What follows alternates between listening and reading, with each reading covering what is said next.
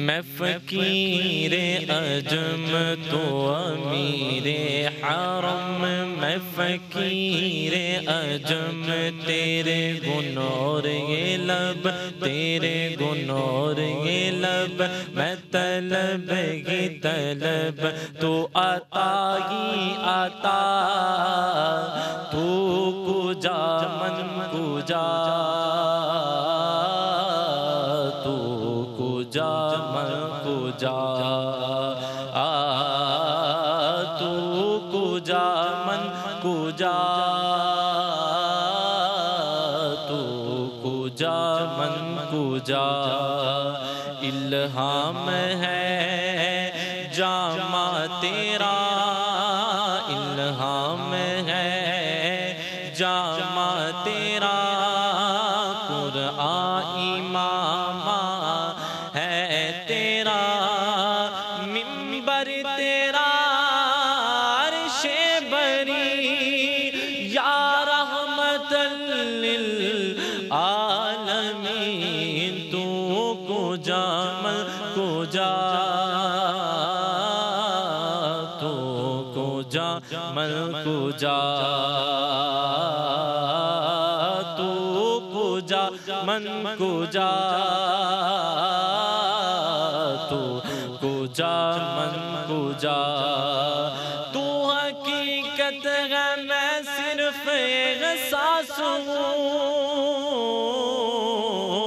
तू समुंदर में भटकी हुई प्यास हो, तू समुंदर में भटकी हुई प्यास हो। मेरा घर खाक पर और तेरी राहों से, मेरा घर खाक पर, मेरा घर खाक पर और तेरी राहों से, सिदरतुल मुंतहा, तू कुजा मन कुजा, तू कुजा मन कुजा, तू कुजा मन कुजा, तू कुजा मन कुजा। बिस्मिल्लाहिर्रहमानिर्रहीम, अस्सलामु अलैकुम वरहमतुल्लाहि वबरकातुहू। अल्लाहुम्मा सल्लि अला मुहम्मद व आले मुहम्मद, रब्बि इश्रह ली सदरी वयस्सिर ली अमरी वहलुल उक़दतम मिन लिसानी यफ़क़हू क़ौली, आमीन। ख़वातीन और हज़रात, आप देख रहे हैं कुतुब ऑनलाइन रमज़ान स्पेशल और मैं हूँ बलाल कुतुब। सहाबा का मकाम बहुत आला है, इस पर कोई दो राय नहीं है। गौर फरमाइए कि जंग थी, जंग खंदक, और हुज़ैफ़ा बिन यमान जो थे, ये रावी कर रहे हैं इस बात को। रसूल पाक सल्लल्लाहु अलैहि वसल्लम, मैं आप सबको सुना रहा हूँ बात जो है, रसूल पाक सल्लल्लाहु अलैहि वसल्लम ने, उनको उस वक्त सर्दी बहुत है और रेगिस्तान की सर्दी जो है डॉक्टर साहब, वो बहुत ही ज़्यादा जालिम सर्दी होती है।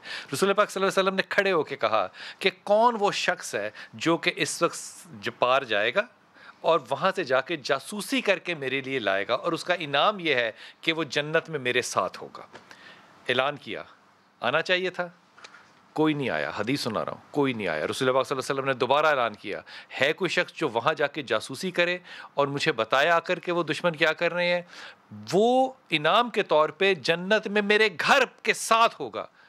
कोई नहीं आया। फिर रसूल पाक सल्लल्लाहु अलैहि वसल्लम ने तीसरी दफ़ा कहा, कोई नहीं आया। वजह पता क्या थी? सर्दी बहुत ज़्यादा थी। फिर रसूल पाक सल्लल्लाहु अलैहि वसल्लम ने हुज़ैफ़ा बिन यमान को आवाज़ दे के बुलाया। हुज़ैफ़ा कहते हैं कि फिर इसके बाद मेरे पास कोई चॉइस नहीं थी कि मुझे जाना ही था, लेकिन दिल नहीं था जाऊँ, सर्दी बहुत थी। ये अलग बात है कि जब मैं वहाँ चला गया और अबू सुफियान उस वक्त इस्लाम नहीं कबूल किया था, मेरे इस फासले पर आ गया कि मैं उसको तीर से मार सकता था, लेकिन रसूल ने कहा था कि कोई और चीज़ ना करना, सिर्फ देख कर वापस आ जाना। मैं आ गया और मुझे सारे अरसे में सर्दी नहीं लगी, बाहर सर्दी थी। कहते हैं जो ही मैं वापस आया और नबी पाक सल्लल्लाहु अलैहि वसल्लम के खेमे में आया तो मुझे ठंड लगनी शुरू हो गई। अब बाहर सर्दी नहीं थी, अंदर ठंड लगती थी। फिर मुझे नबी पाक ने अपनी चादर दी। अब मैं आपसे जो कहना चाह रहा हूँ वो सिर्फ ये कि ज़िंदगी में अगर सर्दी ज़्यादा हो तो गुजारा करना बड़ा मुश्किल होता है, चाहे नबी 3 दफ़ा खड़ा होकर कहे कि जाओ और मेरा ये काम करके आओ। लेकिन जब अल्लाह उन लोगों को सहूलत मुयस्सर करता है तो यकीन कीजिए फिर उस सर्दी के अंदर भी अल्लाह उनको रूहानियत की वो चादर और वो कंबल उड़ा देता है जिसका बानी सिर्फ खुदा ताला होता है। ये तमाम मेरे मेहमान जो आज आए हैं, मैं दिल के अंदर गहराइयों से कह रहा हूँ, इनके ऊपर अल्लाह ने अपना एक ग़िलाफ़ चढ़ाया हुआ है। वो ग़िलाफ़ हिम्मत का है, वो हया का है, वो ताकत का है। वो इस माशरे में जिसमें के टकरे मार मार के उल्टे हो जाएं, को किसी की सुनता नहीं है, उस माशरे में इन लोगों की कहानियाँ मामूली नहीं हैं। ये कामयाबी के मिंबर हैं, कामयाबी के मिंबर हैं, ये सक्सेस स्टोरीज़ हैं। मैं आपको ईमानदारी से कह रहा हूँ, जितनों को इनमें से मैं जानता हूँ, इनके बाकी बहन भाई वो स्ट्रगल में हैं, ये कामयाब हैं। इसलिए नहीं कि इनकी एबिलिटी ज़्यादा है, इसलिए क्योंकि इनको अल्लाह ने इस सख्ती के अंदर अपनी रहमत की चादर में घेरा हुआ है। इसलिए अगर मुझे ना भी याद रहे तो मुझे याद दिलाना। इन सब से कहना है हमने आखिर में कि ये हमारे लिए दुआ करें। हमारे साथ जनाब डॉक्टर मोहम्मद जवाद भट्टी साहब है। हज़रत अस्सलाम वालेकुम। वालेकुम सलाम। लेकिन सबसे ज़्यादा मुझे जो मज़ा आया वो अब्दुल मनान का है, जिन्होंने नात पढ़ी। अब्दुल मनान के डॉक्टर साहब दोनों बाजू नहीं हैं और काम करता है और एक इमामत भी करता था दफ्तर में। उन लोगों ने 6-7 महीने इसको मस्जिद की इमामत के पैसे नहीं दिए, तो वो अभी ज़रा थोड़ी सी नाराज़गी हुई है। कब बाजू कटे थे? सर ये 10 साल की उम्र में। 10 साल की उम्र में जी। अभी कितने साल के तुम? अभी माशाल्लाह 21 साल का। 21 साल का, 11 साल हो गए जी। याद है सारी चीज़? जी सर बिल्कुल। डॉक्टर जवाद जो है जनाब अली, ये हमारे साथ वाकई MBBS डॉक्टर हैं और ये वो डॉक्टर हैं जिनको याद करते हुए वो खातून को ज़रूर याद करना पड़ता है। डॉक्टर साहब माफ़ी के साथ आपकी इजाज़त के बगैर कह रहा हूँ, जिन्होंने इनको रिजेक्ट किया था, ये चल नहीं सकते थे, तो ये जब क्रॉल करते हुए गए तो उसने क्या कहा? वो बोर्ड की डॉक्टर थी, उसने कहा पहले खलो फिर आई। ये किसी डॉक्टर से नहीं, किसी इंसान से भी जुमला सुनना जो है ये बड़ा मायूब है। लेकिन वो जो उसका ताना था ना डॉक्टर साहब, उस ताने को अल्लाह मियाँ ने उसके मुंह पे जाके मारा और डॉक्टर जो है वो खड़ा होके फिर उस बोर्ड के सामने गया और ये आज मेडिकल डॉक्टर नहीं है, लेकिन ये MD डॉक्टर है, सिर्फ MBBS नहीं है। ये जिस प्रोसेस में से गुजरे वो डिस्कस करूंगा। अगली हमारी मेहमान है जनाब आयशा मलिक। आयशा मलिक, अस्सलाम वालेकुम। वालेकुम अस्सलाम। आप खैरियत से हैं? अल्हम्दुलिल्लाह। आयशा मलिक, आप क्यों इतनी अच्छी बन के आई हैं, क्यों इतनी प्यारी? मुझे दोनों फातिमा और आयशा दोनों आपसे बहुत ज़्यादा नाराज़गी है। Oh sorry. अभी कह सकते हो। फातिमा बाय बर्थ ऐसा है, आयशा बाय बर्थ ऐसा हाँ है? जी, मेरी डिसेबिलिटी बाय बर्थ है। बाय बर्थ है। By birth. और अभी आपकी कितनी एज है, पूछ सकता हूँ? ये वैसे बुरी बात है, वैसे बुरी बात है। हाँ, नहीं ये मैं क्वेश्चन जो है ये कैंसिल कर देते हैं, वापस ले लेता हूँ। ये बताओ कि दिन गुजरता कैसे है? मुझे ये पता नहीं चलता कि दिन गया किधर है। फातिमा की स्पीच जो है वो नहीं है। फातिमा बोलती है, थोड़े थोड़े दिन बोल लेती है बीच में। जब ये अमेरिका का ट्रिप लगा के आता है, मुझे लगता है फातिमा तुमने दुनिया को ना चक्कर दिया हुआ है कि अमेरिका लेके जाओगे तो 6 महीने बोलूँगी वरना नहीं बोलूँगी। उनकी वालदा हमारे साथ हैं। अरफा, किस उम्र में डिटेक्ट हुआ था कि ये अब प्रॉब्लम में है? जब ये 10 साल की थी, उससे पहले बिल्कुल नॉर्मल थी माशाल्लाह, और 10 साल की उम्र में ये डिटेक्ट हुआ कि इसको ये एकदम डेवलप हुआ और वो फिर चलते चलते 1 साल लग गया डायग्नोसिस में। फातिमा को इसमें कन्विंस करने की ज़रूरत पड़ी? अल्हम्दुलिल्लाह नहीं। फातिमा मेरा ख्याल है अल्लाह ताला उसी पे वो चीज़ डालता है जो उसको सह सकता है। डॉक्टर साहब, बात तो वैसे मजलिस तो इसे कहते हैं आमतौर पे, मजलिस तो हो गई, अब बस मसाइब पढ़ लेते हैं। मजलिस तो हो गई, अल्लाह उसी को इम्तिहान में डालता है जिस काबिल होता है। क्या बात है, क्या बात है। फातिमा, तुम्हें इस वक्त अपनी कामयाबी पे 0 to 10, मुझे उंगलियों से बता दो, 0 to 10 की स्केल पे ईमानदारी से, रोज़े से हो, रोज़ा है सिर्फ 1.5 घंटा रह गया, गलत बात नहीं करना, मुझे ईमानदारी से बताओ। उसने मुझे पहले जवाब दे दिया। This is the level of success. उसको कह रही 8 सक्सेस मेरा रेट है, अल्लाह तुम्हें 10 को छोड़ के 11 पर लेकर जाए। उसामा, आपकी कितनी एजुकेशन है? मेरी एजुकेशन, मैंने मैट्रिक के पेपर्स देने थे जो ड्यू टू सम रीजंस। नहीं, वो रीज़न क्या था? रीज़न ये था कि मुझे मेडिकल फाइल बनवानी थी जो सर्विसेज हॉस्पिटल में पंजाब बोर्ड बैठता है उसने बनानी थी। उन दिनों में यंग डॉक्टर्स की स्ट्राइक चल रही थी, तो मुझे राइटर अलॉट नहीं किया गया, यानी कि लिखने के लिए जो आपको लिख कर दे, तो वो मेडिकल बोर्ड ने लिख कर देना। मेडिकल बोर्ड ने राइटर अलॉट करना था मेडिकल रिपोर्ट्स देख के। अच्छा, तो वो मेडिकल, तो वो तो नहीं थे स्ट्राइक पे ना? वही स्ट्राइक पे थे ना, वो खुद स्ट्राइक पर थे? खुद स्ट्राइक पे थे। तो वो उनकी स्ट्राइक की वजह से आपने मैट्रिक नहीं दिया। फिर आपने क्या किया? फिर मुझे शुरू से आईटी का शौक था। I switch to IT field. मैं ग्राफिक और वेब डिज़ाइनिंग का कोर्स किया। फिर कहाँ से? एक प्रोफेसर थे इसके NCA के, उन्होंने एक प्राइवेट कॉलेज बनाया था ब्रिज कॉलेज के नाम से, आकिब गिलानी ने।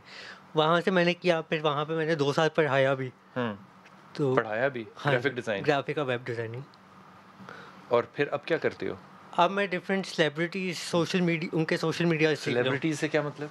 सेलिब्रिटी से मतलब इब्रारुल हक के हैं, महविश हयात हैं, माशाल्लाह। सैयद नूर साहब हैं, नदीम अब्बास हैं, इनके सोशल मीडिया और वेबसाइट मैंने डिज़ाइन किया। तो इनका जो फेसबुक है, जी। जो इनके वो ट्वीट अकाउंट्स आते जी, हैं, जी। वो जो उस पर अंग्रेज़ी लिखी होती है, जी। तो हम ये जो सोचते हैं कि इन्होंने अंग्रेज़ी इतनी ज़्यादा पढ़ ली है और कितना अच्छा जुमला लिखा है, वो आपका होता है? हाँ जी, कुछ होते हैं, कुछ वो भी कुछ आइडिया वो देते हैं। आइडियाज़ भी होते हैं और वो मिलजुल के काम होते हैं। एंड यू चार्ज देम, आप उनसे ये काम करने के पैसे लेते हैं? ऑनेस्टली अभी तक मैंने कोई चार्ज नहीं किया, तो काम क्यों कर रहे हो? बस एज अ वॉलंटियर मैं काम करता, वेबसाइट डिज़ाइनिंग के मैं कर रहा हूँ। ये तुम्हें कभी पैसे इन्होंने ऑफर किए? आपको लगता है? यार मेरे मुंह से नकलवा, ये बड़े नाम है। इन लोगों ने कभी खुद नहीं कहा कि आप ये काम हमारे लिए वॉलंटियर कर रहे हैं, आप हमसे? आई am working since 2011, it's almost 10 years. They have never ever paid you? No. Offered you a gift? No, Offered you a trip to America, Europe, Canada? it's a joke. Life is tough, doctor. Life is tough. Fatima, अभी तुम क्या कर रही हो ये बताओ? Are you working? जी, क्या करती हो काम? What is the nature of your job? ये बेसिकली ग्राफिक डिज़ाइनर थी और अब इसने अपनी एजुकेशन इम्प्रूव करके now she is UI UX designer. What is a It's a UX designer? Okay, and she ये बच्चे कौन है? UX डिजाइनर, इसने ग्राफिक डिजाइनिंग की थी? इनिशियली BNU से इसने की BNU थी। से ग्राफिक डिजाइनिंग की थी जी। इसी कंडीशन के अंदर, जी बिल्कुल। And she got the honours in design. Yes. और डिजाइन के अंदर ऑनर्स लेना डॉक्टर साहब इसलिए बड़ा मुश्किल होता है कि वो सारा काम सामने लगाना होता है। जी। वो सिर्फ वाइवा की जजमेंट नहीं है कि कोई अंदर से कर ले, काम सामने लगा होगा। इस वक्त ये सैलरी पैकेज पे काम कर रही है? जी, ये एक मल्टीनेशनल फर्म है, सिस्टम्स लिमिटेड, उसके लिए काम कर रही है और प्रॉपर एक उस पे इसमें सारा इशू ये है कि इस फातिमा को, क्योंकि वो स्पीच नहीं कर रही तो वो लिख रही है फ़ोन पे, और वालदा जो है वो पढ़ के बताएंगी, then will Basically, we make user experience better for products and brands.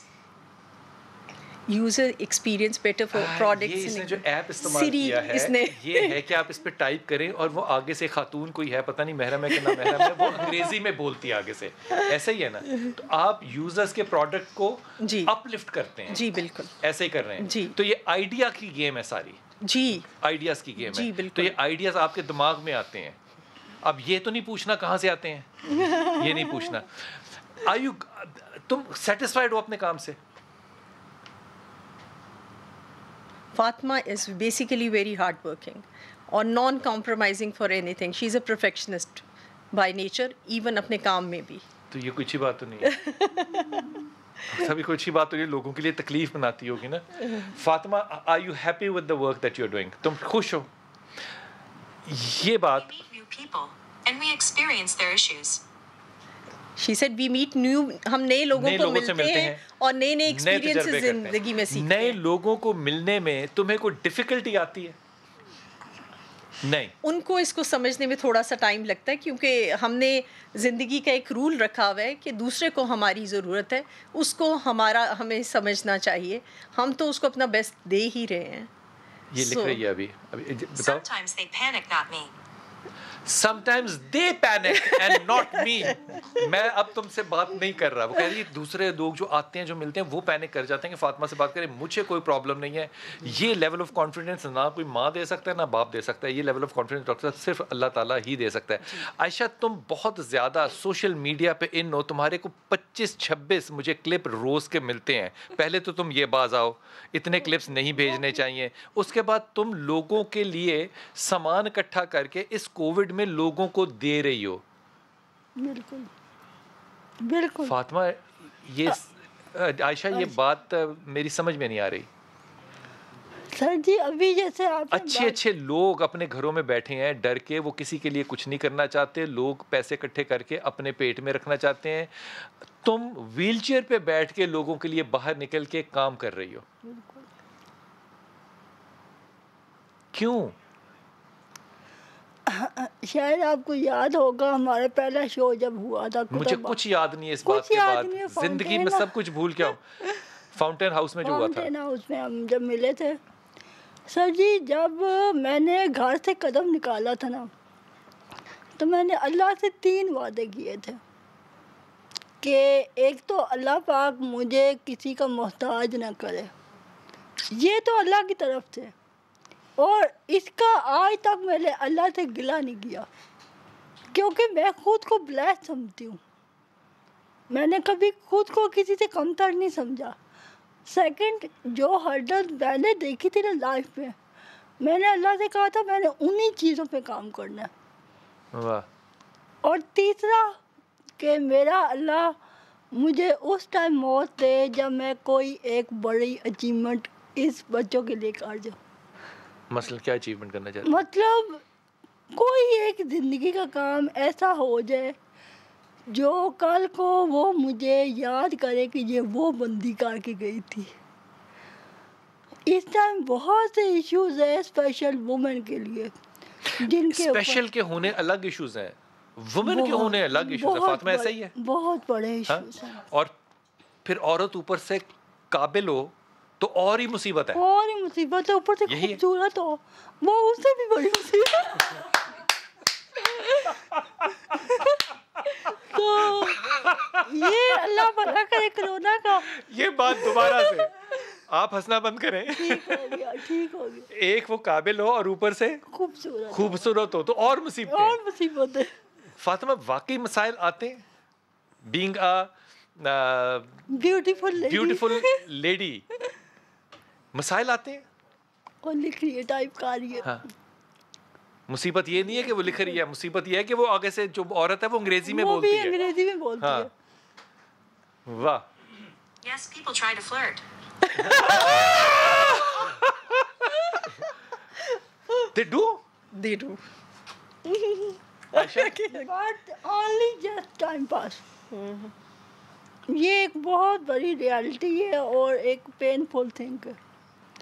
Sama, you agree? या लोग एडवांटेज लेते हैं। बिल्कुल लेते हैं। आम जिंदगी में भी अगर कोई सामा एडवांटेज ले रहा हो ना तो बड़ा बुरा लगता है। एग्जैक्टली। ठीक। और अगर आप किसी भी मुश्किल में हो, किसी भी इम्तिहान में हो, और बुरा लगता है। बिल्कुल ऐसे ही है। अब मैं जिस फील्ड में हूँ, मैं 2011 से ये काम कर रहा हूँ। बड़ी चीज़ें बहुत लोगों ने बेनिफिट्स भी लेने के लिए के बड़े काम निकलवाने के लिए, और कुछ लोग बहुत ऐसे बहुत अच्छे हैं जो मुझे बहुत सपोर्ट कर रहे हैं। Like I am working with Ibrarul Haq since 2009। He is so supportive और वो बहुत सपोर्ट करते हैं मुझे। He is like my elder brother. तो बंदा अच्छा है। उनके साथ काम करके मज़ा भी आता है। मज़ा आता है। तो और फील्ड में हर टाइप का बंदा आपको मिलता ही है। बहुत अच्छी बात। डॉक्टर साहब, आज वो खातून जिसने आपको रिजेक्ट किया था, आप उसके सामने क्रॉल करते हुए हाथों पे गए थे? जी जी, मैं नीचे बैठ के चलता था उस टाइम। ये 2008 की बात है। तो मेडिकल बोर्ड हुआ किंग एडवर्ड मेडिकल यूनिवर्सिटी में। वहाँ पे आर्थोपेडिक थे, न्यूरो सर्जन थे, न्यूरो फिजिशियन थे, साइकियाट्रिस्ट थे, सब लोग थे, 8-10 बंदे। तो मैं आपके नीचे लिए? जी जी, मेडिकल बोर्ड में डिसेबल पर्सन के लिए MBBS में एडमिशन के लिए। तो मैं नीचे रिंग के बैठ के चल के गया, रिंग के क्रॉल करके। तो उन्होंने मुझे कहा कि आप खड़े नहीं हो सकते। तो मैंने कहा नहीं, मैं तो ऐसे ही चलता हूँ। तो उन्होंने कहा कि हम आपको एडमिशन नहीं दे सकते। उनका नाम था doctor Salima Qaisra, orthopaedic surgeon थी वो गंगाराम की। उस टाइम उन्होंने कहा कि आप खड़े होंगे तो फिर आपको एडमिशन मिलेगा। तो वहाँ पे डैश साहब थे आर्थोपेडिक सर्जन मेयो हॉस्पिटल के, प्रो वाइस चांसलर भी थे वो इस टाइम।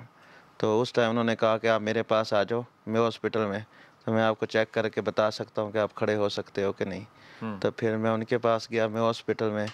तो उन्होंने मेरी दोनों टांगों का मुआयना किया।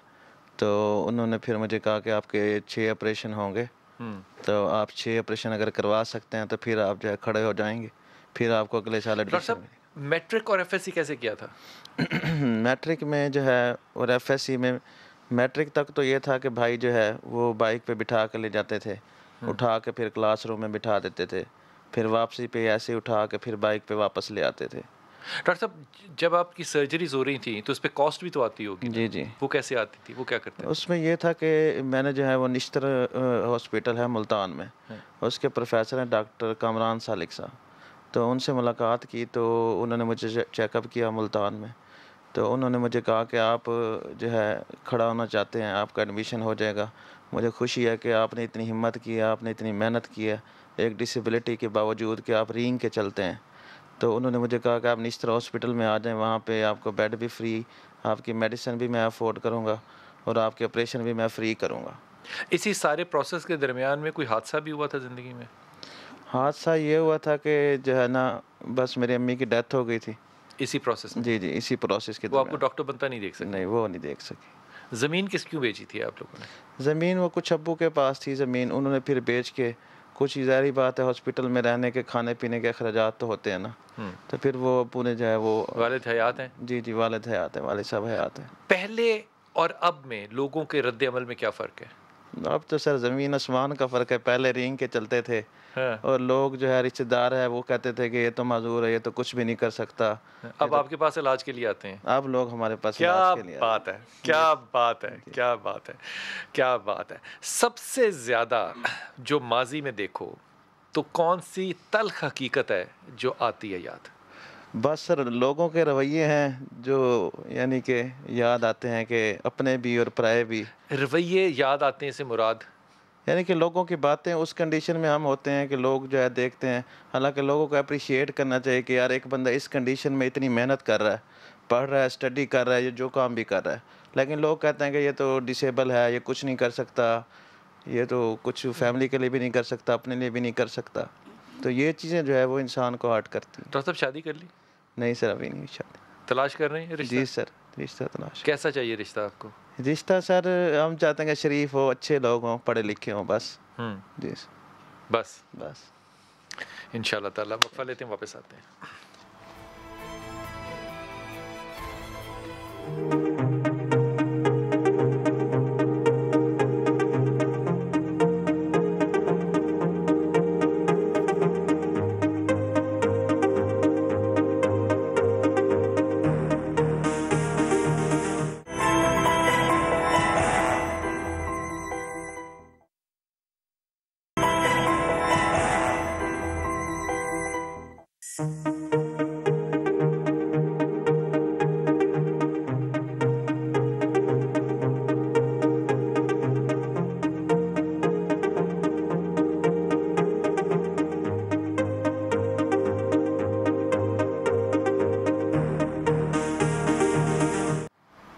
बिस्मिल्लाहिर्रहमानिर्रहीम। अब्दुल अहद हमारे साथ हैं और फैसलाबाद से हैं। फैसलाबाद को कहा जाता है ये मानचेस्टर ऑफ पाकिस्तान है। जिस शख्स ने भी ये कहा है कि ये मानचेस्टर ऑफ पाकिस्तान है, या उसने पाकिस्तान को नहीं देखा या उसने मानचेस्टर को नहीं देखा, क्योंकि मानचेस्टर के अंदर जो गैर मुसलमानों की दुकानें हैं उसमें भी रमज़ान के अंदर कीमतें जो हैं वो 25% मिनिमम और 50% तक वो फ्रेश चीज़ों की, एक्सपायरी वालों की नहीं, फ्रेश चीज़ों की कर देते हैं ताकि मुसलमानों को आसानी हो, क्योंकि मानचेस्टर में मुसलमान ज़्यादा रहते हैं। पाकिस्तान के मानचेस्टर फैसलाबाद में क्या हालात हैं? अब्दुल अहद अस्सलाम वालेकुम, फरमाइए। वालेकुम अस्सलाम बिलाल भाई, बहुत शुक्रिया। इस वक्त फैसलाबाद की अगर हम सूरत हाल की बात करें तो महंगाई का एक तूफ़ान बरपा है। देखा जा रहा है कि हर चीज़ जो है उसके ऊपर इतनी महंगाई छाई हुई है कि वो अब गरीब आदमी क्या, जो अब मतवस्त तबके के लोग हैं उनकी पहुंच से भी दूर होती जा रही है। इस वक्त भी मैं जिस बाज़ार में मौजूद हूँ यहाँ पर काफ़ी ज़्यादा फलों की और सब्जियों की दुकानें भी हैं और ठेले भी नज़र आ रहे हैं, लेकिन यहाँ पर देखा जा रहा है कि जो चीज़ मार्केट कमेटी की इस रेट लिस्ट के मुताबिक तकरीबन 200 रुपये होनी है, उसका रेट इस मार्केट में 300 रुपये वसूल किया जा रहा है। सेब की बात कर लें, तकरीबन 180 रुपये रेट लिखा हुआ है रेट लिस्ट के ऊपर, जबकि मार्केट के अंदर उसका रेट 250 रुपये वसूल किया जा रहा है। जो फालसा अभी आ रहा है मार्केट में, अब इसका सीज़न शुरू हुआ है, उसकी कीमत जो है तकरीबन 400 रुपये किलो मार्केट के अंदर वसूल की जा रही है। इसी तरह बाकी जितने भी फल हैं, लोगाट है, अमरूद हैं या दीगर जितने भी फल हैं, उन सब की कीमतें रेट लिस्ट के मुताबिक तो वसूल की नहीं जा रही। जहाँ पर जिसका जो है वो दाव लग रहा है वो उतनी कीमतें वसूल कर रहा है। ये हाल सिर्फ फलों के साथ नहीं है, यहाँ पर सब्जियों की कीमतें भी कुछ इसी तरह से हैं। मटर 120 रुपये किलो जो है बिकने चाहिए रेट लिस्ट के मुताबिक, लेकिन मार्केट के अंदर 160 170 रुपये वो मटर बिक रहे हैं जो कि किसी भी काम के नहीं है, उनके अंदर दाना तक मौजूद नहीं है, सिर्फ छिलका है। अगर हम दीगर सब्जियों की बात करें जिनके अंदर कद्दू या घिया तोरी या दीगर चीज़ें हैं, कोई सब्ज़ी भी ऐसी नहीं है जो कि इस माह मुक़द्दस के अंदर जो है वो 100 रुपये से कम उसका रेट हो। हम ये कहते तो हैं कि मुसलमानों का रमज़ान है, इसके अंदर चीज़ें जो है वो सस्ती करनी चाहिए, लेकिन बदकिस्मती ये है कि मुसलमान खुद ही अपने मुसलमान भाइयों के लिए जो है वो मुश्किलात पैदा कर रहे हैं, नाजायज़ मुनाफाखोरी करके, ज़्यादा पैसे वसूल करके और ख़राब अशिया देकर। यहाँ पर सिर्फ यही मार्केट आपने बड़ी अच्छी बात की, मुसलमानों के लिए ही मसाइल पैदा करते हैं। ये बात आपकी सिर्फ इस सब्ज़ी की सामने खड़े होके या फल की दुकान के सामने खड़े होके नहीं, तारीख़ में हमेशा अल्हम्दुलिल्लाह तंज़न कह रहा हूँ बिल्कुल ऐसा ही रहा है। लेकिन ये बात बड़ी दुखती है कि मुसलमान रमज़ान में भी मुसलमानों से ही हराम खोरी जो है वो कर रहे हैं। लेकिन गंदम एक बुनियादी ऐसी ग़ज़ा है जिसके बगैर इंसान नहीं रह सकता। गंदम बुनियादी है और हमारे पास, हमें कहते हैं कि हम % एग्रीकल्चरिस्ट हैं या नहीं है ये अलग बात है, लेकिन गंदम जो एक आने की पैदा होती है वो मार्केट में जब आती है और आप तक मिलती है आपको, तो वो कितने आने की होती है, ज़रा गौर फरमाइए।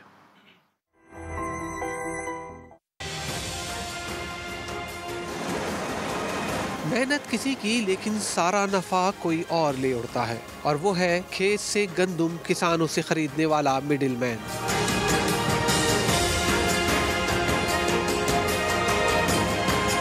जो यहाँ भी बादशाह है। मिडिलमैन गंदम की सरकारी खरीदारी का तरीक़ाकार पेचीदा होने का फ़ायदा उठाता है। किसानों को गंदम की अदायगी 40 रुपए किलो के हिसाब से करता है, जबकि ओपन मार्केट और फिलार मिल्स को गंदम 54 रुपए किलो फरोख्त कर रहा है। आपको व्यापारी 1700 साढ़े 1700 ले रहे हैं, गवर्नमेंट का रेट है 2000 रुपये, नहीं बारदाना मिलता है, नहीं शायद कुछ भी नहीं। कटोरी 2 किलो भी वो करती है, मना हुई ऐसा 1600 रुपये पैती है। तकरीबन 1600 रुपये जा रही है किराया बड़ा कटकर। माफिया है, स्टॉक माफिया है, ये जो व्यापारी हैं ये अपनी मनमानी करते हैं और कम रेट में किसान से लेते हैं। आटा माफिया का ये सबसे चलता पुर्जा गंदम पर बड़े मुनाफे के लिए क्या खेल खेलता है, अंदर के लोगों की जुबानी सुनिए। स्टॉक और रेट बढ़ाने में मिडल मैन का सबसे बड़ा किरदार है। यानी 1600-1700 में वो खरीदता है, फिर इसको बेचता है 5000 रुपये में गवर्नमेंट को, या फिर यहाँ कराची भेजता है 5500 रुपये, और दफ़ा 144 भी खुद लगवाते हैं। वेल कनेक्टेड मिडल मैन भी हैं जो ग्रोअर से सस्ती गंदम ख़रीद रहे हैं और उसके बाद फिर जो है रास्ते में दे दिला के यहाँ पर पहुँचाते हैं और एक मनमानी कीमतों को ले रहे हैं।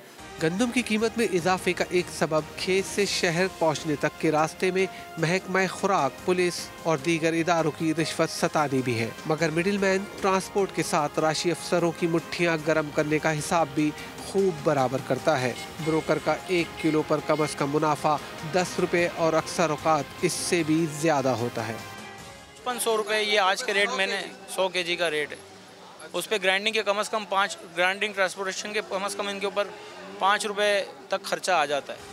इसके बाद गेंद आती है फिलार मिल्स मालकान की कोर्ट में। हुकूमत सब्सिडी देकर मार्केट से कम रेट पर सस्ती गंदम फिलार मिल्स को फराहम करती है ताकि आवाम को सस्ता आटा मिले, लेकिन ये सारी सब्सिडी फिलार मिल्स मालकान की जेब में ही चली जाती है। इनको सब्सिडी दे के 50 रुपये की मिलती है, लेकिन वो सब्सिडी भी आवाम तक नहीं पहुँचती है। फुलर मिल के तो चांदी है, कहीं भी इधर लोहे पे कोई काम नहीं कर रहा, सब चांदी पे काम कर रहे हैं भैया। क्योंकि फिलार मिल्स मालकान ओपन मार्केट के रेट का जवाब पेश करके सिर्फ गंदम पीस कर आटा बनाने पर 5 से 6 रुपए फी किलो अपना हिस्सा ले उड़ते हैं। अब ये आटा होलसेल मार्केट पहुंचता है, जहां डीलर अपना मुनाफा 1 रुपए फी किलो तक लेते हैं, जिससे आटे की कीमत 60 रुपए फी किलो तक पहुंच जाती है। यहाँ से आटा खरीदने वाले दुकानदार इस कीमत में अपने अखराजात और मुनाफे की मद में 7 से 8 रुपए शामिल करते हैं। रिटेलर का जहाँ तक ताल्लुक है तो रिटेलर का 20-25% अप होता है। उसकी वजह ये होती है कि उनके पास वॉल्यूम नहीं होता। बिल्कुल होगा, 3 रुपये पक्का लेगा। खेत से 40 रुपए किलो में उठाई गई गंदम आटे की शक्ल में आम सारिफ के पास पहुँचने तक 70 रुपए फी किलो तक पहुँच जाती है। गंदम के कारोबार से वाबस्ता अफराद का कहना है कि आटा माफिया को लगाम डालने के लिए गंदम के इंपोर्ट ओपन करना फायदेमंद हो सकता है, जबकि गंदम की खरीदारी और फरहमी की हुकूमती पॉलिसी को भी शफाफ बनाने की अशद जरूरत है। कैमरामैन मरगूब हुसैन के साथ सैयद रिजवान आलम, समा, कराची।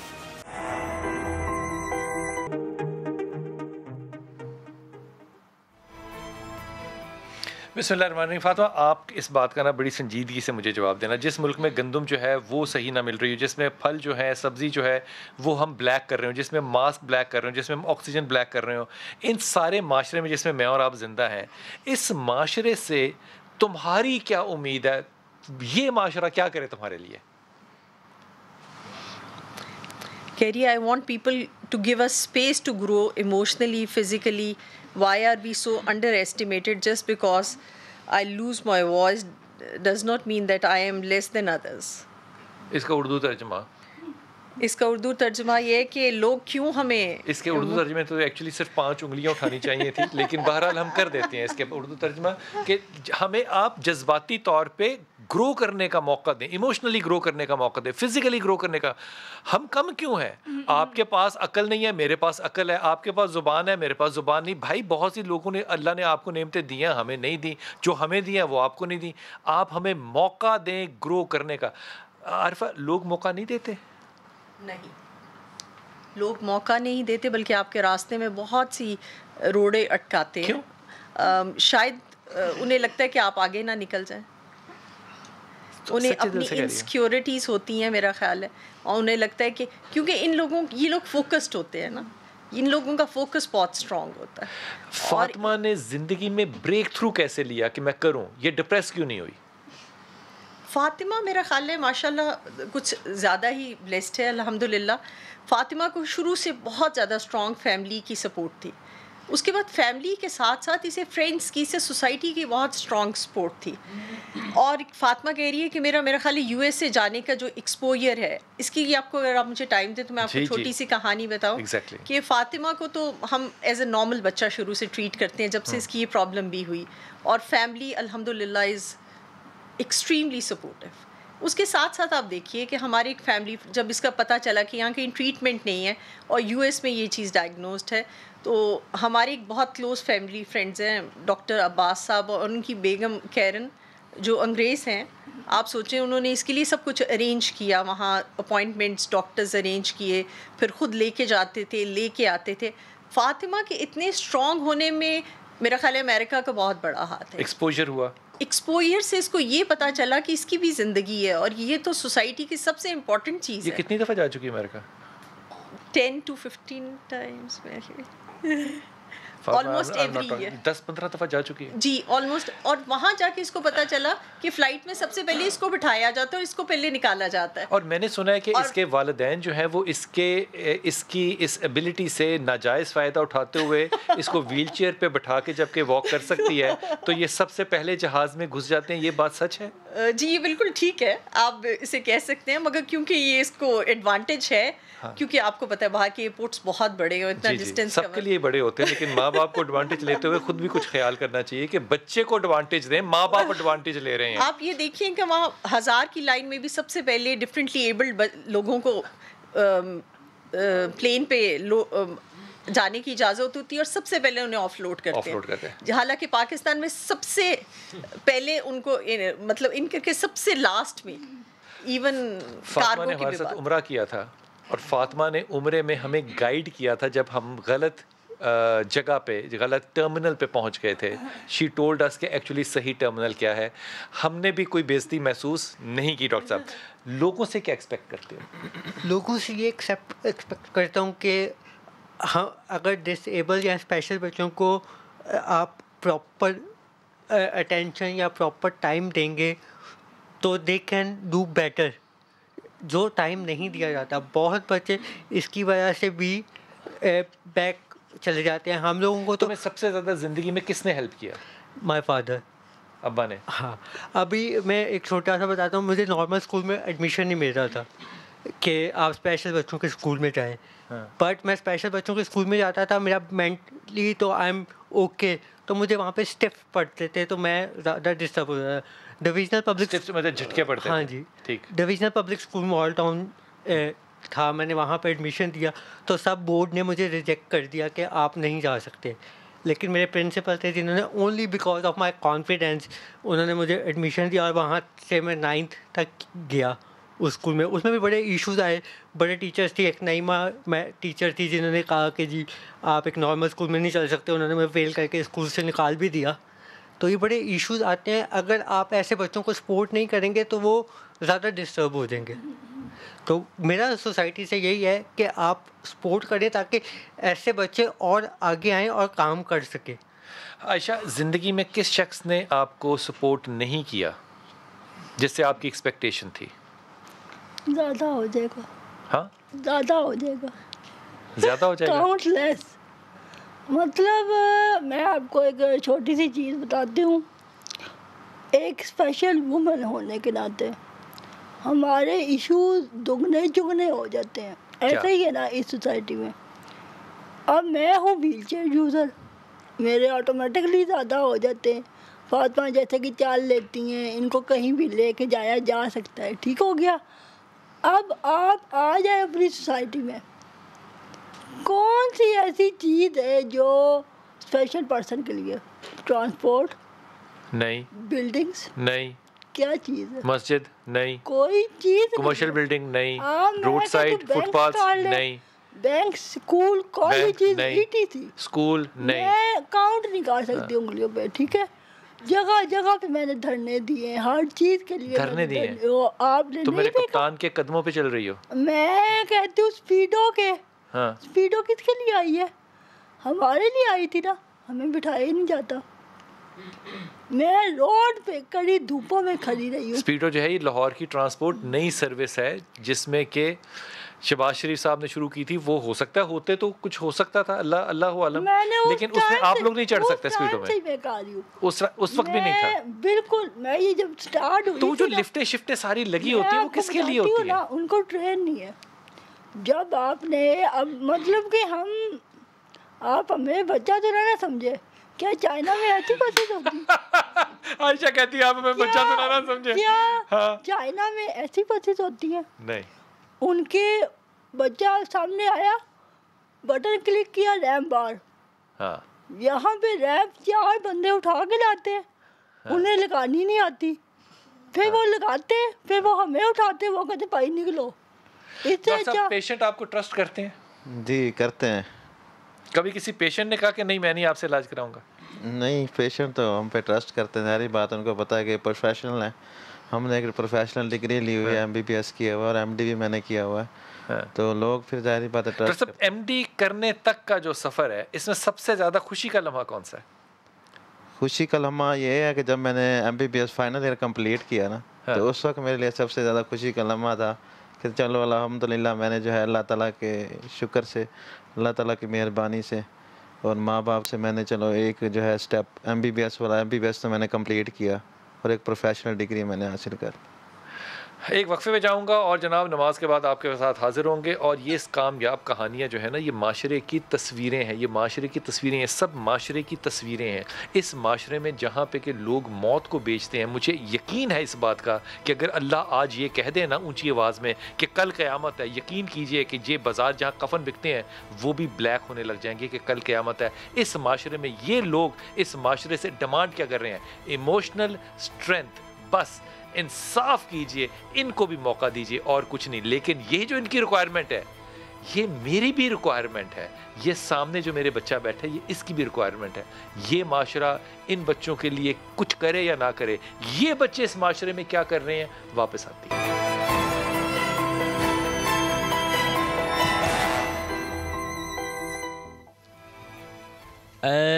सब्ज़ गुंबद वाले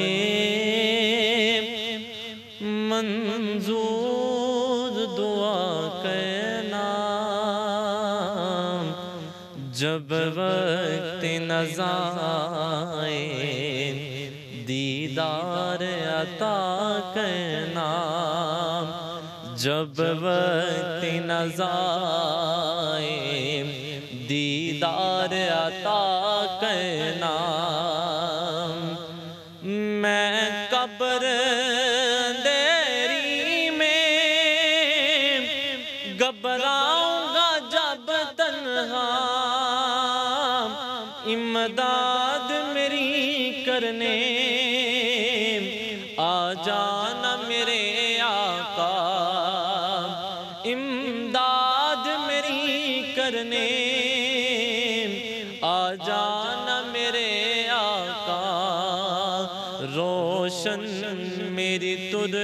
खिलवत को लिल्लाह ज़रा कहना,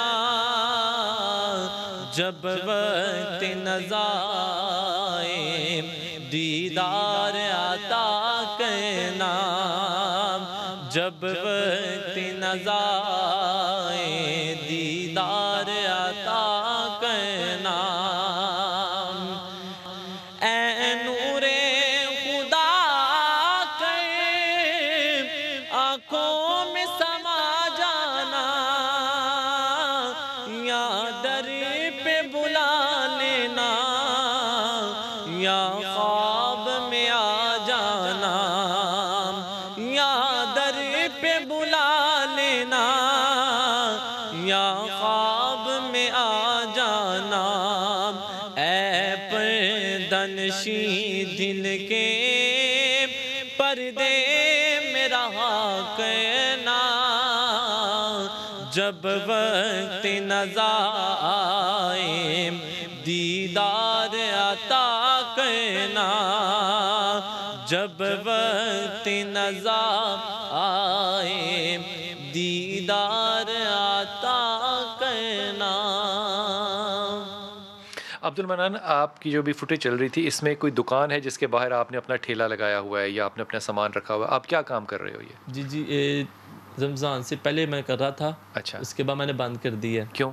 उसका रीज़न ये है कि रिस्पॉन्स नहीं मिला खुद से, मतलब कि उधार उठा के मैं सामान डाल रहा हूँ उसके अंदर। अच्छा। जो उसकी पेमेंट आती है, अगर रोज़ाना की बेस में मेरे कम से कम 6 से मतलब कि 6-7 पीस अगर सेल हो तो फिर मुझे प्रॉफिट होती है, वरना नहीं। वरना नहीं, क्योंकि दुकान के बाहर किसी ने थड़ा दिया हुआ था? हाँ जी, दुकान के बिल्कुल सामने ना, तकरीबन 4 से 5 फुट जगह के अंदर मैंने लगाया हुआ है। तो अब तुम क्या काम करोगे? रमज़ान के बाद क्या काम करोगे? रमज़ान के बाद कोई जॉब ढूंढूंगा, अगर मिल गई ठीक है, वरना तो इंशाल्लाह फिर सब्र करेंगे। अभी बात करता हूँ। उसामा जी, मुझे ये बताओ कि आप सोशल मीडिया में एक्टिविस्ट हो, काम कर रहे हो, लोगों के लिए काम कर रहे हो, तुम्हें अपनी इमोशनल डेवलपमेंट, फातिमा ने बड़ी अच्छी बात की कि हम इमोशनली डेवलप नहीं कर पाते, सोशल मीडिया इमोशनल सपोर्ट करता है ग्रो करने के लिए, अपने आप को एक्सप्रेस करने के लिए? पहले तो सच है ऐसा नहीं था, अभी कुछ अरसा हुआ है जिस पे काफ़ी लोग इस चीज़ पे सपोर्ट करने के लिए अपनी आवाज़ उठा रहे हैं। और इस पे अब इंटरनेशनली, जो पाकिस्तान से हट के इंटरनेशनली बहुत इसमें हो रहा है, मोटिवेशनल सपोर्ट भी है, वैसे भी उस पर एक्नॉलेज किया जा रहा है चीज़ों को। तुम्हें कभी ये एहसास होता है कि मैं और पढ़ता? बिल्कुल होता है, बड़ी चीज़ों पे हम फॉल डाउन करते हैं एजुकेशन की वजह से। वो शक्लें याद रहती हैं जिन्होंने कहा था नहीं? हाँ, इसलिए मैं उनका हर जगह पे नाम भी देता हूँ। अच्छा। ताकि अच्छा। उनको पता लग जाए जिन्होंने मुझे रिजेक्ट किया था, आज मैं कहाँ पे बैठा हूँ। और अब वही लोग मुझे कॉल करते हैं, यार हमारे स्कूल की वेबसाइट का इशू आ गया है, या हमारे स्कूल में एज अ स्पीकर आ जाओ, मैं मोटिवेशनल स्पीकर भी हूँ। तो वही स्कूल अब मुझे बुला रहे हैं। क्या बात है। फातिमा की तालीम में, इसने O लेवल किया, A लेवल किया, इसके प्रॉब्लम्स थे? जी, बहुत ज़्यादा प्रॉब्लम्स थे। हर रोज़ एक नया चैलेंज होता था। आप एकेडमिकली तो अल्हम्दुलिल्लाह इनको प्रॉब्लम नहीं होती, मगर आपकी सराउंडिंग से, आपकी सोसाइटी से, आपके साथ जो लोग क्या कहते हैं, मतलब कि एग्ज़ाम नहीं देने देते, क्या करते हैं? बोर्ड ने क्या किया? मतलब आपको वो एज अ सोसाइटी, आप क्या अकेले बैठ के आप एक यूनिवर्सिटी में सोचें कि आप एक कोने में बैठ के और आप सिर्फ पढ़ रहे हैं? आपको सोसाइटी में बहुत सी चीज़ें चाहिए। दे बुली यू। पहले तो मतलब एक हमारी सोसाइटी में इतनी अवेयरनेस है अल्हम्दुलिल्लाह कि बुली करना तो कोई प्रॉब्लम ही नहीं है, कोई भी किसी भी वक्त किसी को भी कर सकता है, और ऐसे बच्चों को तो राइट है हर एक का करना। इसने A लेवल किया? जी बिल्कुल। अदारे किसी ने मदद की इसमें A लेवल और O लेवल में, जैसे ब्रिटिश काउंसिल आप कह रही थी? जी, इसके पहले सबसे बड़ा तो जब तक ये school beacon house liberty campus में रही तो हमें एहसास ही नहीं हुआ कि ये शायद बीमार हुई हुई है, उसको प्रॉब्लम से। जब OA लेवल्स के एग्ज़ाम्स आए तो आप सोचें कि ब्रिटिश काउंसिल ने इसको लिए, हमने इसके मेडिकल पेपर्स, हमने नहीं सॉरी, स्कूल ने इसके मेडिकल डॉक्यूमेंट्स भेजे और उन्होंने इसको 50% एक्स्ट्रा टाइम दिया। और जब सब बच्चे चले जाते काम करने के लिए, जी एग्ज़ाम देने के लिए, उन्होंने इसको एक 50% एक्स्ट्रा टाइम देते थे। और आप सोचें कि उसकी वहाँ जितना भी फैकल्टी या जो भी वो लोग होते थे जा नहीं सकते थे जब तक फातिमा पेपर ना कर ये ले। चौधरी बन के अकेली बैठी वहाँ पेपर दे जी, रही। और उसके बाद वो इसको स्नैक्स, पानी और मतलब हर तरह की हेल्प ऑफर करते थे। आपको बरतानवी अदारे ने हेल्प किया, पाकिस्तानी अदारे में कभी आपको कोई आउटस्टैंडिंग परफॉर्मेंस दी कि आप आए हमारे पास? नहीं। रिजेक्शन मिली कहीं से? बहुत जगह से, बहुत सी प्राइवेट यूनिवर्सिटी, टॉप यूनिवर्सिटी से रिजेक्शन मिली। रिजेक्शन नहीं मिली जी, उन्होंने आपके फॉर्म्स ही एक्सेप्ट नहीं किए, उन्होंने आपको रिप्लाई करना ये क्या करना चाह रही थी वहाँ पे? फातिमा अपनी ग्रेजुएशन करना चाह रही थी। फिर BNU was a private institution. क्या लिखा है इसने? कह रही यही बता रही हूँ कि BNU was the private institution जिन्होंने मेरा इसका ऐसे इंटरव्यू लिया जैसे एक नॉर्मल बच्चे का। 12 लोगों का बोर्ड बिठा के उन्होंने इसका इंटरव्यू किया, एडमिशन इंटरव्यू, और इसको पूरा मौका दिया कि जिस तरह बात करती है, टाइपिंग से करती है, प्रोजेक्टर पे करती है, अपना एक्सप्रेस करे।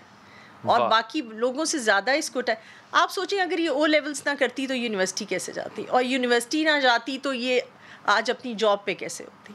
ये कितनी सैलरी ले रही है आजकल? अल्हम्दुलिल्लाह, गुड फॉर हर। सैलरी नहीं बतानी। वो कहते हैं औरत से उसकी उम्र और पे नहीं पूछनी चाहिए। नहीं बतानी। ज़कात लगती है? अल्हम्दुलिल्लाह ठीक कमा रही है। डॉक्टर खालिद जमील हमारे साथ है। डॉक्टर साहब बहुत शुक्रिया। डॉक्टर साहब इस वक्त बहुत से ऐसे बच्चे बैठे हैं जो कि सक्सेस स्टोरीज हैं और भरपूर हैं, और यकीन कीजिए कि डॉक्टर साहब इस वक्त उनसे बात करके यूँ लग रहा है कि शायद हमारे में इतनी कमियाँ हैं, शायद नहीं यकीनन, और इन लोगों के लिए हम कुछ नहीं कर पा रहे। डॉक्टर साहब इस सारे प्रोसेस में से आज आप जिस मकाम पर हैं, सबसे पहले तो डॉक्टर साहब ये बताइए कि ये जो माशरा रिजेक्ट कर रहा है इसका सोल्यूशन क्या है? अवेयरनेस सोल्यूशन है कुछ और, या हुकूमत क्या क्या क्या किया जाएगा इस पे? चलिए, पहली बात तो ये कि थैंक यू वेरी मच, और मुझे इस बात का अफसोस है कि मुझे राव साहब ने कहा भी था, लेकिन आपको पता है कि रख लेने का टाइम होता है और मेरे पेशेंट ज्यादातर डिसेबिलिटी के और वो लाहौर के बाहर के होते हैं। हाँ। तो इसलिए मैं फोन पे ही मुखातिब हूं। जी। आपको पहली बात तो मैं ये बताऊं कि देखिए, जो डिफरेंटली एबल्ड लोग होते हैं जिनको हम स्पेशल पर्सन भी कहते हैं या एक जमाने में डिसेबल्ड कहा करते थे, उनको जब आप तहजीब का निशाना बनाते हैं या मुआशरा उसको अहमियत नहीं देता या मुख्तलिफ नामों से पुकारता है, तो असल में हम उसको बनाने वाला जो उसका क्रिएटर होता है, हम उसको नाखुश कर रहे हैं। या अल्लाह, क्या बात की डॉक्टर साहब, वाह। देखिए ना, आप एक पेंटिंग बनाएं और आप कहें वाह क्या खूबसूरत पेंटिंग है, तो पेंटिंग पे असर हो या ना हो, जो खड़ा बनाने वाला होता है ना पेंटर, वो कहता है वो उसका एकदम खून बढ़ जाता है कि क्या कमाल की बात है। तो पहली बात तो सबसे ये है कि हमें इस डाइवर्सिटी को एक्सेप्ट करना चाहिए सोसाइटी की लेवल के ऊपर। आज भी मैं बैठे हुए बहुत से पेशेंट ऐसे थे और अब भी बैठे हुए हैं, और उनको अल्लाह ताला ने डिफरेंटली एबल्ड बनाया हुआ होता है। आपके सवाल का डायरेक्ट आंसर ये है कि मैं ये नहीं समझता कि गवर्नमेंट अपनी जिम्मेदारी ना ले, इसमें बिल्कुल गवर्नमेंट का बहुत बड़ा कंट्रीब्यूशन है और सोसाइटी का भी बहुत बड़ा कंट्रीब्यूशन है। सोसाइटी के कंट्रीब्यूशन के अंदर आपका जो अवेयरनेस वाला हिस्सा है, आई थिंक इसने इस हद तक लोगों को सेंसिटाइज किया है कि अब बच्चे जो है हमारे ये खेलों में भी हिस्सा लेते हैं, पढ़ाई में भी जाते हैं। गवर्नमेंट ने कोटा मुकर्रर किया है, लेकिन डॉक्टर साहब कोटा शोटा कहीं नजर नहीं आता। हाँ, मैं यही कहने लगा था कि हमारे यहाँ इशू ये है कि they make beautiful policy. Doctor साहब, आप कभी जिंदगी में ये सोच सकते हैं कि नबीना लोग 2-2 हफ्ते माल रोड पे बैठ के धरना दें? मतलब कमाल, मतलब अवेयरनेस की कौन सी अवेयरनेस डॉक्टर साहब? नहीं, ये बेहिसी है, ये बिल्कुल बेहिसी है। और देखिए ना, ये तो बिल्कुल बेहिसी है। और होता ये ना, हमारे यहाँ जो सबसे बड़ा इशू है गवर्नमेंट का, हमारा ये मौके के ऊपर ना लोगों को डिस्पर्स करने के लिए एक छोटी सी मीटिंग करके वादे कर लेते हैं कि जी आप फिक्र ना करें, हम आपको ये, जिसने वादा तोड़ा मेरा नबी कहता है वो हम में से नहीं, तो इसका मतलब ज्यादातर लोग तो फिर हम में से नहीं है। बिल्कुल नहीं है, बिल्कुल नहीं है। जो वादे तोड़ते हैं बिल्कुल नहीं है। आप वादे करें ही ना। आप इस वक्त पाकिस्तान में, मैं आपको बताऊं, आप ये जो चंद एक स्कूल जिन्होंने खोले हुए हैं जिसके अंदर कितने 20,000 लोग पूरे पंजाब में या पाकिस्तान में पढ़ रहे होंगे, उनको बसें भी दे दी आपने, उनको आप खुराक भी दे, बहुत अच्छा कर रहे हो आप। लेकिन जो 1 करोड़ लोग हैं उनके लिए क्या किया आपने?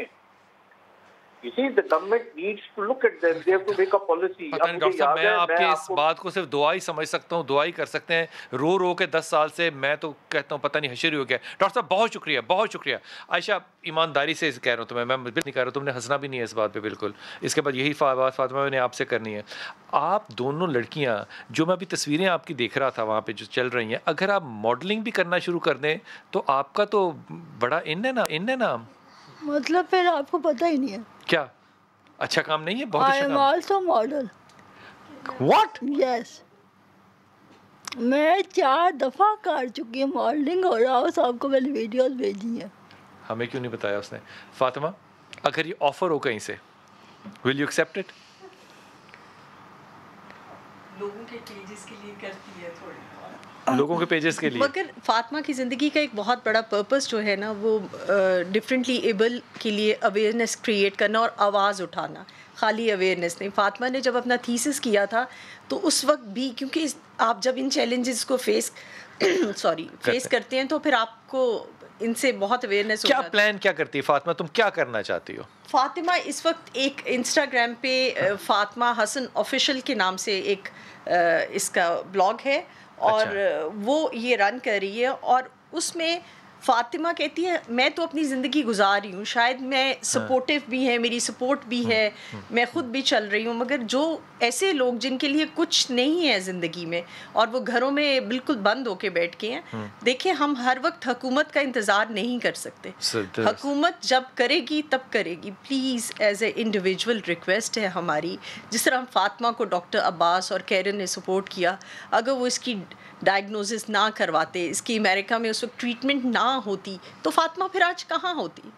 कमरे में बंद। प्लीज़ आज सबसे रिक्वेस्ट है कि एज ए इंडिविजुअल लोग सामने खुद आएँ, बच्चों को फाइनेंशियली सपोर्ट कर सकते हैं फाइनेंशियली सपोर्ट करें, इमोशनली सपोर्ट कर सकते हैं इमोशनली सपोर्ट करें, जो जिसके पास एबिलिटी है वो करे। प्लीज़ एज ए इंडिविजुअल सामने आए और हुकूमत का इंतज़ार मत करें। हुकूमत के इंतज़ार में तो इनकी ज़िंदगियाँ ख़त्म हो जाएगी। हुकूमत से उम्मीद भी कोई नहीं। डॉक्टर साहब, इमोशनल सेटबैक ज़िंदगी में बड़े मिलते हैं ना, वालदा का मरना, रिजेक्ट होना, ज़्यादा ज़रूरत से मेहनत करना क्योंकि ज़ाहिर है लोग एक्सेप्ट नहीं कर रहे होते, फिर उसके बाद एमडी करना। एमडी करने के बाद लोगों के रवैयों में तब्दीली आई थी? एमडी मतलब कुछ छोटी बात नहीं है डॉक्टर साहब। बेशक अब तो जो है लोगों के रवैये में बहुत तब्दीली आई, क्योंकि उनको पता है कि अब ये डॉक्टर है तो अब आप उनकी ज़रूरत है। अब वो ये समझते हैं कि हमें भी इससे काम पड़ सकता है, कोई मेडिसिन वगैरह या कोई सिफारिश वगैरह, कोई इस तरह का काम। तो जाहिर बात है फिर इस स्टेज पे जो है लोग डॉक्टर साहब इस ताल्लुक बनाना भी पसंद करते हैं। ख्वाहिश लेफ्ट क्या है, क्या करना चाहते हैं?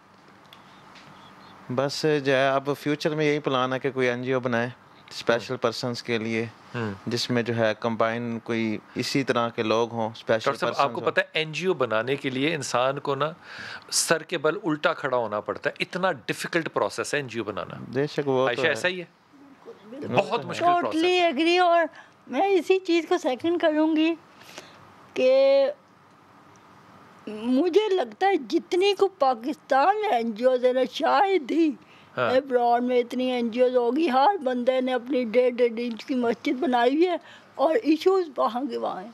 इश्यूज वहाँ के वहाँ हैं, लेकिन उनके तो इश्यूज खत्म हो गए ना जिन्होंने बनाई है। यही तो बात है। अब हम लोग जब एक एनजीओ तामीर करते हैं, जब हम मतलब उसकी बुनियाद रखते हैं तो हमारे बड़े बड़े एम होते हैं, हमने ये भी करना है, हमने वो भी करना है। जब हमारी जेबें गर्म होती है हम सब भूल जाते हैं। कौन क्या कह रही बेटा? फातिमा डॉक्टर साहब की बात को सेकंड कर रही है। वो कह रही हैं कि अब मैं डॉक्टर हूँ तो मुझे लोग रिस्पेक्ट करते हैं। फातिमा कहती है अब मैं भी जिस पोस्ट पे हूँ मुझे लोग इसलिए रिस्पेक्ट करते क्योंकि मैं उस पोस्ट पे हूँ। इसने कहा लोग कुर्सी को सलाम करते हैं, इंसान को नहीं। समय सच है बात, बिल्कुल ठीक है। आपकी कंट्रीब्यूशन को 100% ये बिल्कुल एक चीज़ है। आप इफ़ यू आर नथिंग, लोग आपको एज अ डिसेबल या एज अ गार्बेज समझते हैं, ठीक है, कूड़ा समझते हैं बिल्कुल। और जब आप कुछ अचीव कर लेते हो वही लोग आपको सर पे बिठाते हैं। चढ़ते सूरज को सलाम किया जाता है। आपकी कितनी उम्र है? I am 24 years old। 24 साल की उम्र में अगर ये 24 साल का बच्चा जो कह रहा है, अगर ये इस्लामाबाद में किसी भी हाकिम की अकल में बात आ गई तो हो सकता है आइंदा उसको हया भी आ जाए। डॉक्टर साहब, घर में वो बचपना गुजारना याद आता है? बेशक बहुत याद आता है वो, लेकिन उस हाल में ना मेरी माँ की जो दुआएं हैं ना, वो जो है ना बहुत काम आई हैं, अभी जो है मेरे काम आती हैं। जब मैं नीचे बैठ के चलता था ना, तो मेरी माँ जब मसल्ले पे बैठती थी ना, तो मैं उसके पास जाके बैठ जाता था। तो मेरी अम्मी मेरे लिए दुआ करती थी, या अल्लाह इसको खड़ा कर दे, फिर इसको बड़ा डॉक्टर बना दे। ये माँ दुआ करती? हाँ जी, तो दोनों वो पूरी हो गई बात। वाह वाह। कभी उस सूरत में जब आप क्रॉल कर रहे थे, क्रॉल करने का लफ्ज़ ठीक है? हाँ क्रॉल जी, ही कर रहे थे? हाँ जी, हाँ जी। उसमें रिजेक्शन की कभी सूरत हाल क्रिएट हुई कि यार ये क्या आ गया? रिजेक्शन लोगों की तरफ से तो होती है, लेकिन यह है कि असल में जो मेरे वालिद साहब थे ना, और कुछ जो है मेरे टीचर थे, वो इतने सपोर्टिव थे ना, उन्होंने मेरे अब्बू को कहा कि ये बच्चा पढ़ने वाला है, तो आप इस पे ना मेहनत करें। और जब हम भी अम्मा दुआ करती थी अल्लाह इसको खड़ा कर दे, डॉक्टर बना दे, तुम्हारे दिल में यकीन था कि ऐसा हो सकता? मेरे दिल में यकीन था यार, कमाल। क्योंकि मैं जब दूसरी क्लास में पढ़ता था ना, लोग मुझसे पूछते थे आपने क्या बनना है, क्या बनना है। मैं उन्हें यही कहता मैंने डॉक्टर ही बनना है, मैंने डॉक्टर बनना है। बस अल्लाह ताला की तरफ से यही हुआ कि मैंने तो मेहनत की। डॉक्टर साहब, इस वक्त ज़िंदगी में और क्या ख्वाहिश है जो करना चाहते हैं एनजीओ बनाने के अलावा? ज़िंदगी में बहुत सी ख्वाहिशात होती हैं इंसान अच्छा चले, 3 गनाए। नेक होनी चाहिए वो। शादी करना, हाँ जी, एक ख्वाहिश है, हाँ जी, वो करनी चाहिए। उसमें मसाइल आते हैं, लोग रिजेक्ट करते हैं एबिलिटी की वजह से। बेशक वो तो फिर जारी बात है, लोग करते हैं इस तरह, लेकिन यह है कि इंसान को हिम्मत नहीं हारनी चाहिए। कुछ अच्छे लोग भी हैं जो इस चीज़ को अप्रिशिएट करते हैं कि यार आप इस कंडीशन में हो गए। दिल से मुझे बताना है, इस जवाब को देना है, ठीक है? आपने कहीं नहीं और देखना, मेरी तरफ ही देखना है। इश्क किया कभी?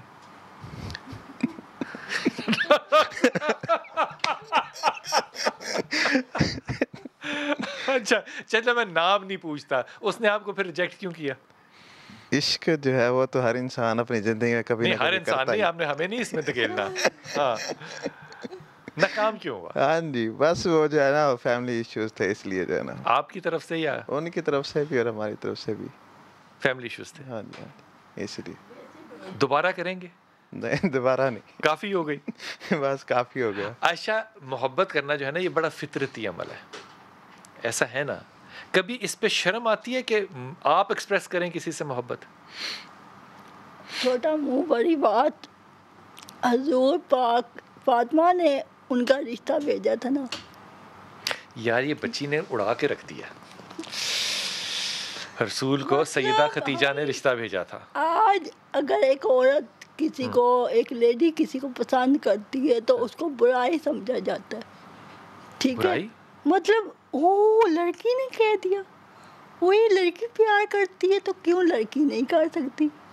मतलब वो ये कौन सी ऐसी लड़कियां हैं जो तुम्हें इस तरह की आके बातें बताती हैं कि हमें तो लोग कहते हैं भाई, हमें तो कहते हैं कि जी हम उनकी किस तरह की शक्लें होती हैं? मतलब जो ये आगे कहते हैं कि लड़की क्यों नहीं कर सकती? इसके पीछे मैं आपको वजह बताती हूँ ना, क्योंकि हमें कोई अलग मखलूक समझा जाता है। मैंने याद है आपको वहाँ पे कहा था कि जी हमें समझा जाता है कि हमारे अंदर दिल नहीं है। दिल नहीं है? हमारे अंदर फीलिंग्स नहीं है। जिन दिन लोग ये एक्सेप्ट कर लेंगे ना कि ये भी ह्यूमन है, तो आई थिंक दर्द नहीं, ह्यूमन एक और बात है, वो दिल होना एक और बात है। वो वाला दिल है? हाँ, वो ऑब्वियसली है। वो कभी कामयाब हुआ? मैंने आपको शायद एक वाकया बताया होगा। हमारे नेबर में एक अभी भी लेडी मौजूद है। हाँ। लेडी नहीं, अब तो वो बुजुर्ग हो गई होगी। हाँ। वो मेंटली स्पेशल थी। हाँ। थी नहीं है, आई थिंक सो है। उनको नज़र भी नहीं आता और हम छोटे छोटे होते थे, तो हमने जब कोई गलती करनी है ना तो वालदा ने कहना बुलाओ रियाना को, उसका नाम रियाना है। उसकी ख्वाहिश क्या थी? मेरी शादी होगी, हाँ। मैं लाल जोड़ा पहनूंगी। हाँ। अब सोचे थॉट, हाँ। कि मतलब मेंटली वो स्पेशल है, नज़र उसे नहीं आता, लेकिन ये ख्वाहिश, लेकिन ख्वाहिश है। क्या बात। तो फिर एक अच्छे भले अक्लमंद इंसान की बच्ची की क्यों नहीं है? ये तो हर बंदे की है। फातिमा, अच्छे और बुरे मर्द की पहचान बताओ मुझे। ये मुश्किल सवाल है। अच्छा वो लिख रही है, तुम बताओ। अच्छे और बुरे मर्द की पहचान। पता है क्या, मैंने एक लफ्ज रखा है मर्द के लिए। हाँ। जो स्पेशल लेडी के साथ खड़ा होता है ना, हाँ। मतलब कि कोई 100 में से एक दाना होता है। माजरत के साथ मैं सब मर्दों को कहूँगी माजरत पहले ही, शायद कुछ को ये एक दाना क्या मतलब? सुने ना, बड़े मजे की बात है। अच्छा, ये फ्रूट है? हाँ, ऐसा वैसा। आप ना मुझे क्योंकि ऐसा फ्रूट। अच्छा, मुझे क्योंकि मीडिया, आपको पता है बहुत सारे मेरे इंटरव्यूज होते हैं, तो मुझे भी क्वेश्चन किया जाता है क्यों, क्योंकि मैं हर इशू पे काम करती हूँ, मैरिज पे भी काम करती हूँ। मर्दों को दाना कहती हूँ। सुने ना, मुझे कहते हैं कि जी मैडम आप कब खुशखबरी सुना रही है। मेरा एक जवाब होता है, मुझे शेर का बच्चा नहीं मिला अभी तक, वो दाना नहीं मिला। जिस दिन शेर का बच्चा मिलेगा उस दिन। ओके, फातिमा क्या कह रही है? I think good men are in this world, but I never found one in Pakistan. You have many friends, but no one will no one want to be a life partner with you. और वो कहती है it's better to have a compromising person in your life. It's better not to have them. Doctor साहब कितनी mature बात इसने की है। हाँ जी, है तो एक बुरे रिश्ते से रिश्ते का ना होना कहीं ज़्यादा बेहतर है। लोग आपको एक्सेप्ट नहीं करते हैं द वे यू आर, और लोगों का ख्याल होता है कि अगर आप डिफरेंटली एबल्ड हैं तो आपका पेयर भी डिफरेंटली एबल्ड ही होना चाहिए। आपका नॉर्मल सोसाइटी में कोई ऐसा राइट नहीं है जिसमें आप डॉक्टर साहब ये बात सच है, एक्सेप्ट कर सकें किसी ऐसा नहीं होना चाहिए। अगर ऐसा नहीं होना चाहिए, लेकिन बात तो सच है जी, बात सच है। ये बात है कि अगर दो यानी कि स्पेशल पर्सन इकट्ठे हो जाएंगे ना, तो उनके लिए ज़िंदगी गुजारना मुश्किल हो जाएगा। जी बिल्कुल। बच्चे हो गए, फैमिली हो गई, आना जाना हो गया, खुशी गमी हो गई, तो दोनों के लिए सरवाइव करना मुश्किल है। लेकिन एक चीज़ को मैं सेकंड क्या कह रही है? कह रही है if they don't accept me, I don't accept them either. वाह वाह वाह वाह वाह, तानू तुसी मैनू नहीं रिजेक्ट कर रहे। I am you are not making me get fired. I am resigning from the post.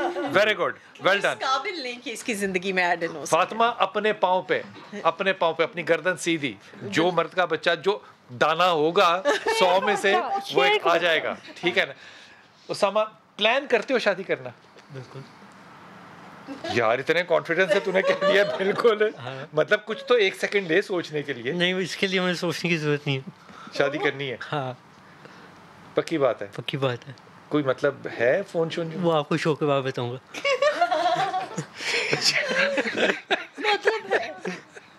है ना? वो आपको शो के बाद बताऊंगा। मतलब हफ्ते आने हैं, हमें बुलाओगे? बिल्कुल बिल्कुल, पक्की बात है? हाँ जी, 100%। तो खातून की तरफ से पूरी तैयारी है? वो हम वही मैं कह रहा हूँ, इसके बाद डिस्कस करेंगे। यार तो अब बता ना। खातून की तरफ से वही बात है, अभी कोई मैंने प्रॉपर चीज़ नहीं है। लेकिन यू आर इंटरेस्टेड? या I am interested. People fall in love with you? Hope so. They do? Hope so. They do? May be करते हैं। आयशा, मोहब्बत करते हैं ना लोग आपसे? बिल्कुल। मोहब्बत भी करते हैं। बिल्कुल। जहाँ पे एक चेहरा है वहाँ पे एक दूसरा चेहरा बिल्कुल भी है। ऐसे ही है। मैं सिंपैथी की बात नहीं कर रहा। नहीं नहीं, बहुत से लॉयल पर्सन हैं, वेल विशर हैं, बहुत से होते हैं, बट बेसिकली हमारे पाकिस्तान में टाइम पासी बहुत शदीद है। टाइम पास क्या मतलब? मैं नहीं समझा। Time pass? टाइम पास, मेरी माँ ये पाकिस्तान में टाइम पास बहुत शदीद है। ये बहुत बहुत जोर से है पाकिस्तान में टाइम पास करते हैं लोग। बस फिनिश। जहाँ पे स्टैंड लेने की बारी आएगी तो अम्मा अब्बा याद आ जाएंगे। फातिमा की बात सुन लो, फिर मुल्तान चलता हूँ जी। Career, to be honest, wedding for me is not my first priority. I think I am strong in taking care of myself, and I want to look after other people, to bring them out from their struggles. मैं शादी मेरी priority कोई नहीं है। मोहब्बत करना तुम्हारा हक है, मोहब्बत करना तुम्हारा हक है, और मोहब्बत होती है और मोहब्बत करनी चाहिए, और बहुत से लोग तुमसे मोहब्बत करते हैं। सोच के करूंगी वो भी कि वो इस काबिल है या नहीं कि उसको मोहब्बत दी जाए। भाईजान हुन मुल्तान चला जाएगा क्योंकि अब और गुफ्तगू नहीं हो सकती। अहमद है हमारे साथ जिनकी रोज़ा कुशाई देखे, और इतनी देर में मैं ज़रा थोड़ा सा अपना माजी जो है उसको भी खुर्च के याद कर लूँ। वापस आइए अहमद के पास।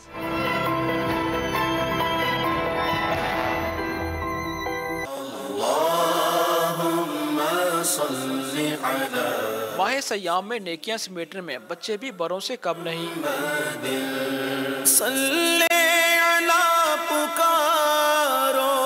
मुल्तान की गर्मी और रोज़ा रखने का शौक़ 8 साल अहमद जावेद ने भी अपने वालिदैन के नक्शे कदम पर चलते हुए आज माह रमज़ान का पहला रोज़ा रख लिया। मैं बहुत दिनों से इंतज़ार कर रहा था माह रमज़ान का। आज मैंने पहला रोज़ा रखा है, मुझे बहुत मज़ा आया और लेकिन मुझे भूख बहुत लगी, प्यास भी बहुत लगी, लेकिन मैंने रोज़ा रखना था और रखा है। अहमद जावेद 5 वक्त की नमाज के साथ कुरान मजीद की तिलावत और नात शरीफ भी शौक से पढ़ता है। मेरा गफलत में डूबा दिल बदल दे। और दिन के वक्त घर के काम काज में भी वालिदैन की मदद करता है। ये काफ़ी दिनों से ज़िद कर रहा था कि मैंने रोज़ा रखना है, लेकिन गर्मी की वजह से हम अवॉइड कर रहे थे कि ये बच्चा है रोज़ा ना रखे। पता नहीं रोज़ा पूरा कर पाता है या नहीं कर पाता, लेकिन अल्हम्दुलिल्लाह इसने बड़े खुश उसलूबी से सुबह जो है बेहतरीन तरीके से सैरी की है। मेरे बेटे ने आज पहला रोज़ा रखा है तो मुझे इस बात की बहुत ज़्यादा खुशी है। ज़ाहिर सी बात है कि और मैंने उसके आज सारी पसंद की डिशेस बनाई हैं ताकि उसको मज़ीद मोटिवेशन मिले। बच्चे की रोज़ा कुशाई और वालिदैन से मिलने वाला प्यार दूसरे बच्चों को माह मुकद्दस में रोज़ा रखने की तरगीब देता है। रमज़ानुल मुबारक के बाबरकत महीने में बच्चों की सरगर्मियों ने घर के माहौल को भी खुशगवार बना रखा है। कैमरामैन चौधरी महबूब के साथ मोहसिन अली, समा, मुल्तान।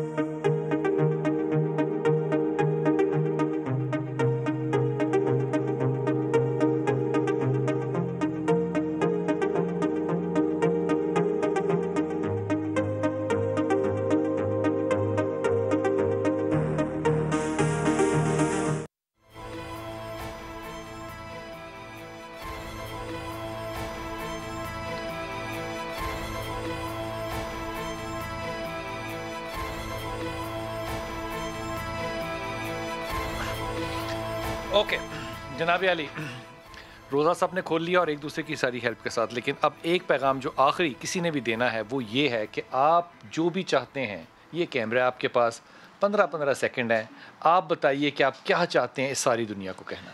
मैं सच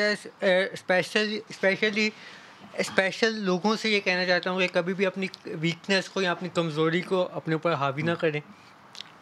यही आपकी स्ट्रेंथ है। आप इसके ऊपर रहेंगे तो यू कैन डू एनीथिंग। कभी किसी पे डिपेंडेंट ना हो, किसी पे डिपेंडेंट ना हो, क्योंकि सोसाइटी आपको कुछ नहीं देगी। फातिमा क्या कहती है? फातिमा कहती है कि in life nothing is impossible, everything is possible. We need to acceptance and empathy and please give us opportunity and acceptance. हमें तरस नहीं देना, हमें आपने मौके देने हैं। जी ग्रेट। आयशा, मैं ये कहना चाहूँगी जैसे अभी हमारी पहले भी बात हो रही थी बाहर के ममालिक के हवाले से, बेसिकली वो कामयाब क्यों है? क्योंकि वहाँ पे इंसान होते हैं, इंसानियत जिंदा है। हम लोग ला इलाहा इल्लल्लाह मोहम्मद रसूलुल्लाह कलमा पढ़ लेते हैं, लेकिन इंसानियत नहीं हमारे अंदर। वहाँ पे आज हम चले जाएंगे फर्स्ट प्योरिटी पे हमें रखा जाता है। यहाँ आज हम रोड पे निकलेंगे तो कोई गाड़ी ऐसी नहीं होगी जो आपको जगह देगी। तो तभी हम लोग मतलब पीछे हैं, आज भी हम पीछे।